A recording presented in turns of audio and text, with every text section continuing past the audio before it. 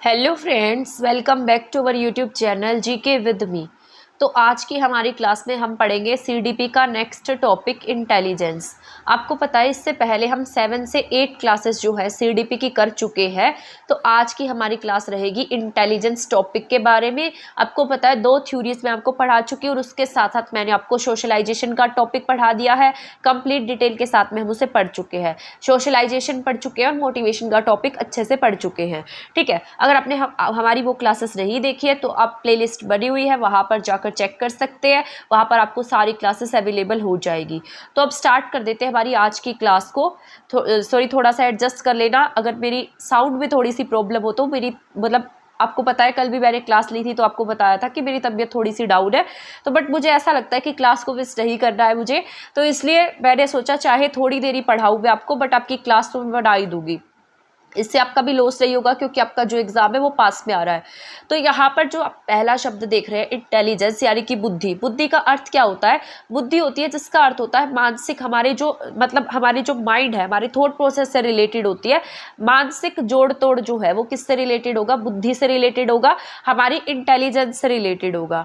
अब इंटेलिजेंस शब्द जो है इसका सबसे पहली बार जो प्रयोग है वो किसके द्वारा किया गया था? तो आपसे ऐसे क्वेश्चन जो है वो पूछे जाते हैं जो यहाँ पर लिखे हैं। जितने भी पॉइंट मैं आपको बताऊंगी सारे ही आपके एग्जाम के पॉइंट ऑफ व्यू से इक्वली इंपॉर्टेंट रहेंगे, तो आप इसे ध्यान से सुनिएगा।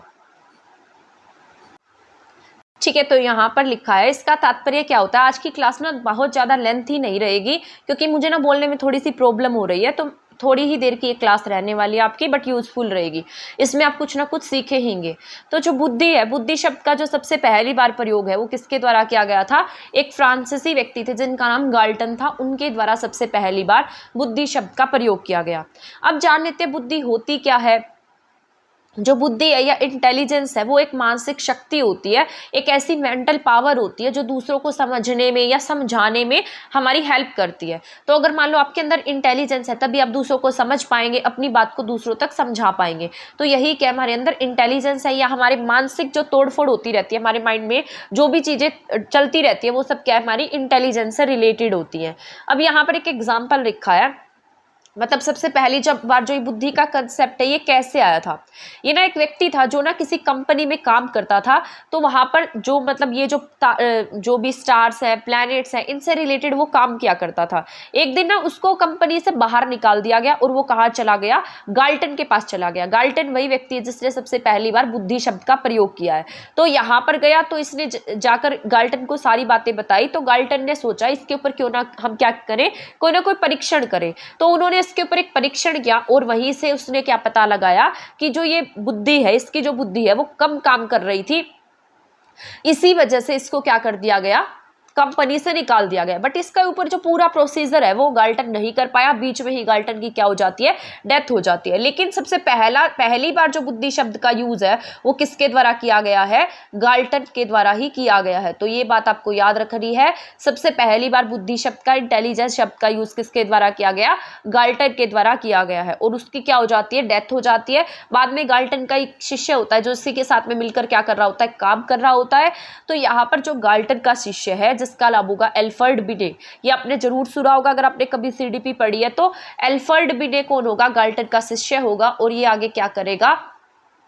ये अब आगे जाकर बुद्धि पर परीक्षण करेगा। तो यही अब आगे जाकर जितने भी परीक्षण, मतलब जो भी यही जो ये इंसान था जो स्टार्स वगैरह, प्लैनेट वगैरह की बातें कर रहा था, इसे कंपनी से निकाल दिया गया, इसी के ऊपर जो परीक्षण कर रहे थे गाल्टन, उसको आगे प्रोसीड करेगा। ठीक है, तो एल्फ्रेड बिने जो है आगे क्या करेंगे? बुद्धि पर काम करेंगे। और जो भी एक्सपेरिमेंट है उनमें अब पहला नाम जो है वो एल्फ्रेड बिने का लिया जाएगा।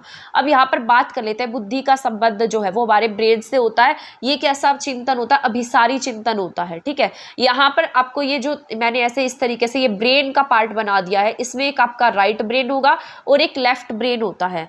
हमारे आपसे पूछा जा सकता है कि जो ये इंटेलिजेंस है ये आपके कौन से ब्रेन से रिलेटेड है? राइट ब्रेन इसमें आता है या लेफ्ट ब्रेन इसमें आता है? तो आपको ये बात देखनी है कि कौन से ब्रेन का ये पार्ट है। तो यहाँ पर जो लेफ्ट ब्रेन है वो आपका रिस्पॉन्सिबल है किसके लिए? इंटेलिजेंस के लिए। तो आपकी बुद्धि जो है ना वो लेफ्ट पार्ट में होगी, लेफ्ट वाले ब्रेन में होगी आपकी इंटेलिजेंस। आपको कौन से ब्रेन में देखने को मिलेगी, लेफ्ट वाले पार्ट में। राइट वाला जो ब्रेन है वो आपका रिलेटेड होगा आपके थिंकिंग प्रोसेस से, आपके इमोशन से। तो इंटेलिजेंस शब्द जो है, बुद्धि लब्धि शब्द जो है, यहाँ पर जो इंटेलिजेंस है वो किससे रिलेटेड, आपके लेफ्ट ब्रेन से रिलेटेड है। तो ये जो बुद्धि शब्द का सबसे पहली बार प्रयोग जो है वो किसके द्वारा किया गया, गाल्टन के द्वारा। एक्सपेरिमेंट पूछा जाए तो बिरे टिक करेंगे। लेकिन अगर आगे जाकर ना आईक्यू का कंसेप्ट भी आएगा तो आईक्यू का कंसेप्ट जो है वो किसके द्वारा दिया गया है, एल्फ्रेड बिरे के द्वारा ही दिया गया है। इसका जो वापन है, वापन जो है बुद्धि लब्धि शब्द जो है वो स्टर्न ने दिया है, ठीक है। लेकिन इसका जन्मदाता, वापन का जन्मदाता बिरे को कहा जाता है, लेकिन इस शब्द का यूज किसने किया है, स्टर्न ने किया है, ठीक है। तो आपको ये बात याद रखनी है, हमारी इंटेलिजेंस जो है वो रिलेटेड किससे, हमारे लेफ्ट ब्रेन से रिलेटेड है। राइट ब्रेन में हमारे इमोशंस आते हैं।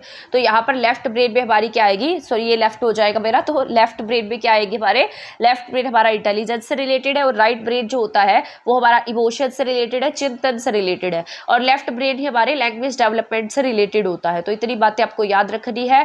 अब हम बात कर लेते हैं, मानसिक परीक्षण शब्द का प्रयोग सबसे पहली बार किसके द्वारा किया गया, आरबी कैटल के द्वारा किया गया था, ठीक है। ये जो है ना, इन्होंने पर्सनैलिटी फ्रेमवर्क पर काम किया था। इन्होंने 16 PF प्रश्नावली बनाई थी, यानी कि 16 पर्सनैलिटी फ्रेमवर्क बनाया था। पहले ये 14 कहे जाते थे, लेकिन अब कितने, ये 16 PF है। तो आरबी कैटल ने क्या बनाया है, यहाँ पर मानसिक परीक्षण शब्द का प्रयोग सबसे पहली बार आरबी कैटल ने किया है। पर्सनैलिटी फ्रेमवर्क बनाया, इसने 16 PF प्रश्नावली बनाई है। बुद्धि शब्द का प्रारंभ जो है वो 19वीं शताब्दी के उत्तरार्ध काल में किया गया है। तो आपको ये पॉइंट भी याद रखना है, जो बुद्धि शब्द है इसका प्रारंभ कब होता है, 19वीं शताब्दी के उत्तरार्ध काल में होता है। बुद्धि लब्धि संप्रत्यय धारणा का जनक स्टर्न को कहा जाता है। तो ये बुद्धि लब्धि जो है, ये इसका कंसेप्ट जो है उसके जनक कौन माने जाते हैं, स्टर्न माने जाते हैं। तो बुद्धि लब्धि के जनक कौन माने जाएंगे, स्टर्न माने जाएंगे। बुद्धि की मापनी कहाँ पर हुई थी, सबसे पहले कहाँ मापा गया था, तो ये सारा हम पढ़ लेते हैं। बुद्धि की मापनी पेरिस फ्रांस में मानी जाती है, 1905 में इसको मापा गया था। तो बुद्धि की मापनी कहाँ होती है, पेरिस फ्रांस में 1905 में। आगे जाकर इसका वर्गीकरण जो है वो 2 आधारों पर कर दिया गया। एक आधार था व्यक्तिगत बुद्धि और एक आधार है सामूहिक बुद्धि। तो व्यक्तिगत बुद्धि के जो प्रतिपादक है वो किसे कहा जाता है, एल्फ्रेड बिरे को कहा जाता है। इन्होंने ये एक्सपेरिमेंट कब किया है, 1905 में किया। वहीं पर सामूहिक बुद्धि की मापनी के प्रतिपादक आर्थर ऑटिश को कहा जाता है। साथ में इनके जो सहयोगी थे वो थॉर्नडाइक रहे थे। आगे जाकर हम थॉर्नडाइक की पूरी थ्योरी पढ़ने वाले हैं। थॉर्नडाइक मोस्ट इंपॉर्टेंट है एचटेट के पॉइंट ऑफ व्यू से, ठीक है। तो थॉर्नडाइक को हम पूरा कंप्लीट पढ़ लेंगे। सामूहिक बुद्धि की मापनी 1915 में होती है। प्रतिपादन किया था आर्थर ऑटिश ने, सहयोगी इसमें थॉर्नडाइक रहे थे। यहाँ पर व्यक्तिगत बुद्धि के जो मापनी है 1905 में एल्फ्रेड बिरे के द्वारा की गई थी। अब फैक्टर ऑफ इंटेलिजेंस की बात कर लेते हैं कि इंटेलिजेंस को कौन से फैक्टर्स जो है वो प्रभावित करते हैं। सबसे पहला फैक्टर जो लिखा है वंशानुक्रम, सेकंड फैक्टर लिखा है वातावरण। ये भी आपके डेवलपमेंट की तरह ही है, जैसे डेवलपमेंट को भी आपके वंशानुक्रम प्रभावित करता है और वातावरण प्रभावित करता है, वैसे ही आपके इंटेलिजेंस को वंशानुक्रम प्रभावित करेगा और वातावरण प्रभावित करेगा। तो दोनों फैक्टर जो है वो इक्वली इंपॉर्टेंट, ठीक है। तो यहाँ पर आप पहला पॉइंट देख रहे हैं वंशानुक्रम पहले था, लेकिन अब ये फैक्टर नहीं माना जाता है। पहले ऐसा कहा जाता था कि जैसे मतलब जो सिर की बनावट है ना, उसको देखकर क्या कहा जाता था कि जो ये सिर की बनावट है, मान लो जिसका सिर जितना बड़ा होगा ना उसकी इंटेलिजेंस उतनी ज्यादा होगी। वंशानुक्रम के आधार पर बुद्धि को क्या किया जाता था, मापा जाता था। ऐसा कहा जाता था कि मतलब कहावतें थी कि इनका इसके तो पेरेंट्स इतने इंटेलिजेंट, तो बच्चे तो अपने आप इंटेलिजेंट होंगे। तो ऐसी कहावतें थी। तो उसके अकॉर्डिंग क्या माना जाता था कि वंशानुक्रम जो है वो क्या करता है, इसका इंटेलिजेंस का एक मेन फैक्टर है। लेकिन अब ये क्या है, प्राइमरी फैक्टर नहीं है, अब हमने इसे सेकेंडरी फैक्टर में रख दिया है। तो जो वंशानुक्रम है, जो जेनेटिक्स है, वो किस में जाएगा, अब सेकेंडरी फैक्टर में जाएगा। वातावरण की बात कर लेते हैं। वातावरण जो है ये आपका प्राइमरी फैक्टर है। वंशानुक्रम के साथ साथ वातावरण भी इसको क्या करेगा, प्रभावित करेगा। यानी कि जो वातावरण है, आपका जो एनवायरनमेंट है, आपको कैसा एनवायरनमेंट मिला, कैसी गाइडेंस मिली, तो अब ये वातावरण को हमने प्राइमरी फैक्टर्स में रख दिया है। लेकिन ये दोनों ही एक दूसरे के साथ में रहेंगे। ऐसा नहीं है कि वंशानुक्रम हमारी इंटेलिजेंस को प्रभावित नहीं करेगा, तो दोनों ही इक्वली हमारे हमारी इंटेलिजेंस को प्रभावित करेंगे। उसमें वंशानुक्रम भी आएगा और उसमें वातावरण भी आएगा।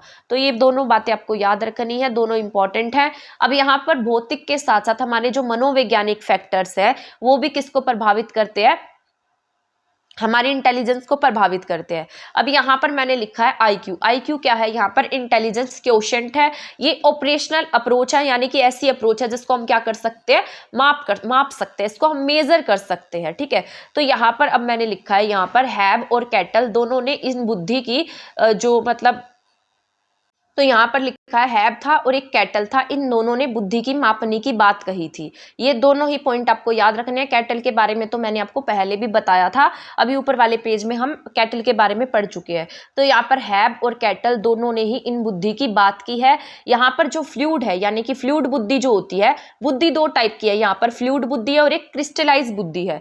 फ्लूइड बुद्धि जो है उसे तरल बुद्धि के नाम से जानते हैं, ये हमें वंशानुगत मिली है। इसके बाद में क्रिस्टलाइज बुद्धि है, जिसे हम रवेदार बुद्धि के नाम से भी जानते हैं। यहाँ पर ये वातावरण और अनुभव से जो हमने बुद्धि प्राप्त किया। फ्लूइड बुद्धि वो होगी जो हमें हमारे पेरेंट्स से मिली होगी, ठीक है, जो हमें हमारी जेनेटिक्स मिली होगी। इसके बाद में क्रिस्टलाइज बुद्धि है, जो कहीं ना कहीं वातावरण से, अनुभव से, या फिर हमने कहीं ना कहीं से एक्सपीरियंस से, ट्रेनिंग से हमने ग्रहण किया, वो हमारी क्रिस्टलाइज बुद्धि है।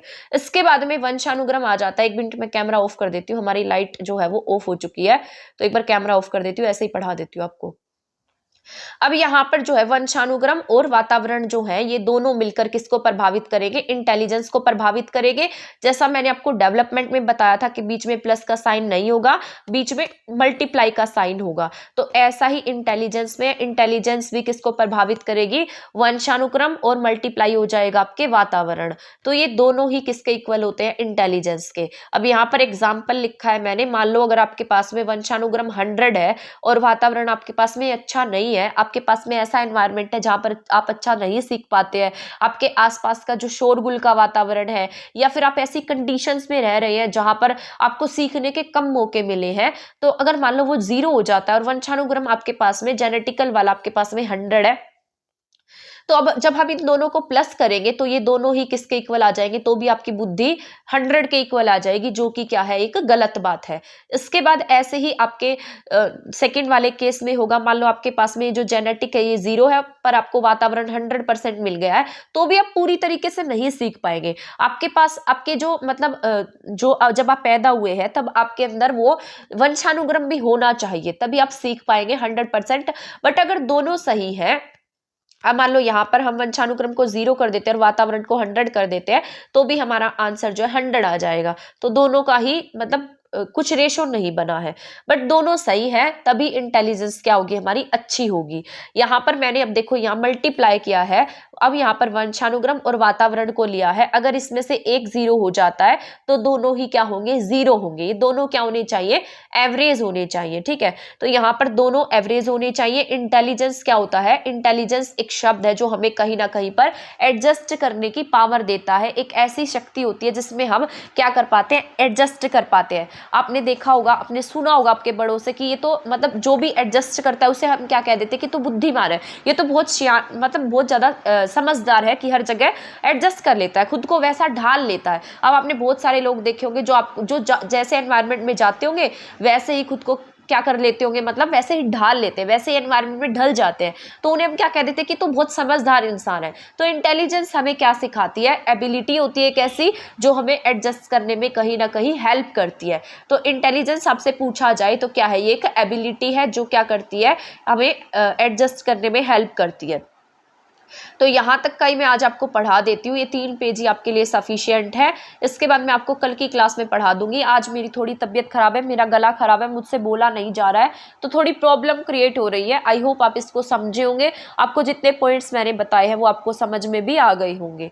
अब मैं आपको नेक्स्ट क्लास में मिलूंगी, नेक्स्ट इसी टॉपिक को हम आगे कंटिन्यू करेंगे, इंटेलिजेंस के टॉपिक को। एक बार आप इसे रिवाइज कर लेना कि हमने आज की क्लास में क्या क्या पढ़ा है।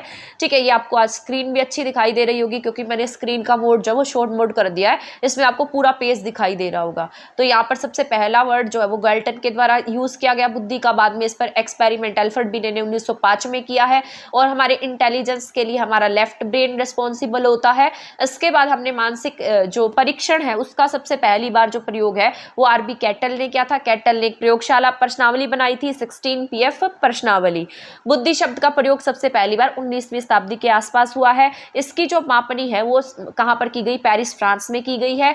ठीक है, 1905 में। 2 टाइप से होती है, एक व्यक्तिगत और एक सामूहिक। अब फैक्टर मैंने आपको बताए थे वंशानुक्रम और वातावरण वाले।